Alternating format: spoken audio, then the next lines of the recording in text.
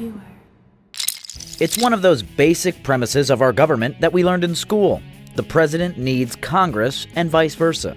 And for some things, that's pretty much how it works. But when it comes to dealing with other countries through trade policy, there are a ton of things the president can do unilaterally. In other words, he doesn't need Congress. President Trump has already signed an executive order that will withdraw the United States from the Trans-Pacific Partnership. And that's just one thing he can do when it comes to dealing with nations around the world. Another move the president can make is establish unlimited tariffs during time of war.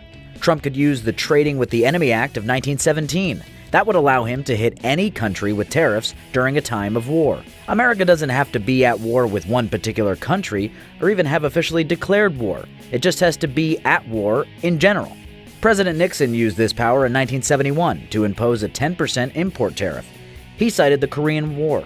Even though fighting in Korea ended nearly 20 years earlier, technically, the U.S. was still in a state of emergency, which allowed him to do it.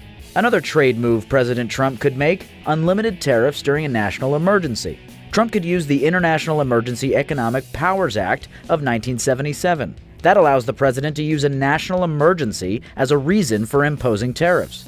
Losing jobs to China and Mexico may be able to fall under the umbrella of national emergency.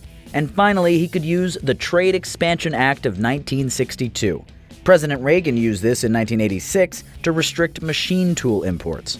The law allows the president to raise tariffs on specific things as high as he wants. Trade policy has a ripple effect on so many aspects of this country, from jobs to the price we pay, even the stability of foreign relations.